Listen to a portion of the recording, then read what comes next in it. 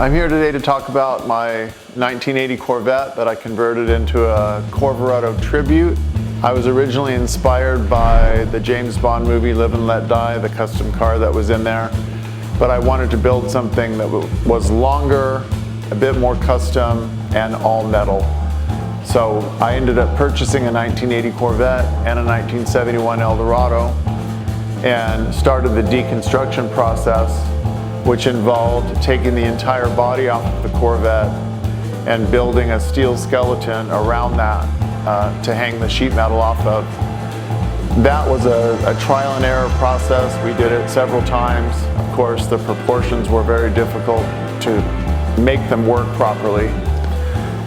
Once we got the skeleton built around it, we took all of the metal, all of the fenders, quarters, doors and sides, trunk and hood, bumpers off of the El Dorado. And the process then started of course, shaving those panels down, lengthening some of them, shortening some of them. The panels for the doors had to be pretty much hand constructed out of metal. There was very few parts of the original El Dorado used there. The bumpers were cut up into about 12 different sections, re-welded, reshaped, and then re-chromed. The openings for the license plates had to be reformed and stretched and formed by hand. Having the geometry for the trunk and hood hinges work properly was extremely difficult. The trunk and hood are 100% metal, narrowed by 10 inches, and the geometry for the hinges was redesigned on both of those. I wanted the car to be much lower than a stock Corvette, so we reconstructed the suspension. The car is on airbags. It can be lowered all the way down to the ground or raised to your liking for different ride heights for driving. The car has to be raised at least 2.5 inches to safely drive it on the street.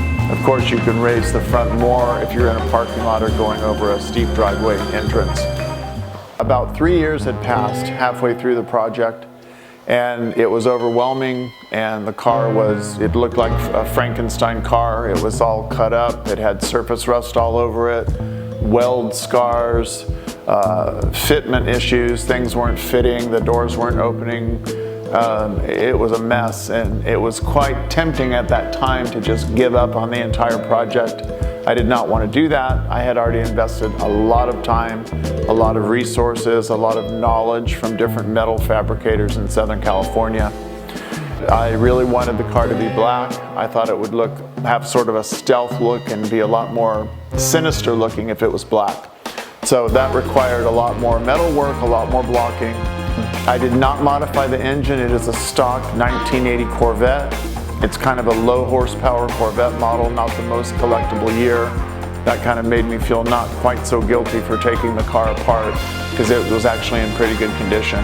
I did not want to change the engine. I did not want to put a big block in it or anything like that. I wanted a car that had a great frame, California car, great engine and transmission. I think the car had 29,000 miles on it when I purchased it here locally. It was about 7 years to fully complete the car. I've enjoyed taking it to different car shows, mostly Cars and Coffees. It was shown at the Father's Day Concours on Rodeo Drive in Beverly Hills, where it took a prize for Best Custom. John D'Agostino gave it a trophy for Best Custom there, and it also won a different award that was presented at that show by Jay Leno.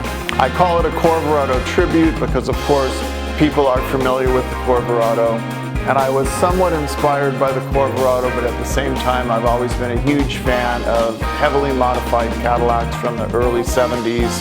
You know, the Superfly headlights, the wire wheels, Vogue tires, all of these different kind of custom touches that were very unique to the early 70s. And I wanted to sort of pay respect to those aspects of it, while kind of bringing the car into this century, into this decade. There's a whole culture, of course, of cars that are on airbags now and air ride. And I also love all of those cars. So I tried to incorporate as many aspects of different custom cars as I could into one build. I think one of the other things that really drove me to build the car is I've been collecting and restoring cars for 40 years. So when we were building this car, I really wanted it to be something that would be a standout no matter where I took it. And people have really enjoyed seeing the car. They really like it. Some people think it's funny or ridiculous. That's okay, everyone's entitled to their opinion. I do drive the car a lot. It is not a static show car that I leave in a garage or sitting in a building somewhere. I take it to the grocery store. I park it carefully, but I take it to the grocery store. I take it to get coffee. I take it to at least 1 to 3 car shows a month. I've driven it as far as an hour and a half away from home. It's very reliable. I don't trailer it anywhere. I've been fortunate so far to not get any stone chips on it, but I just really believe that a car that you put this much effort into building, I believe that you should drive it. I think it's important to just enjoy it. If it gets scratched, it can always be repaired. It doesn't matter who sees the car or if they're interested in cars or not. People just absolutely fall over when they see the car in person, or particularly see me driving it on the freeway or on a busy street. They just cannot get over what the car looks like. It is very, very low.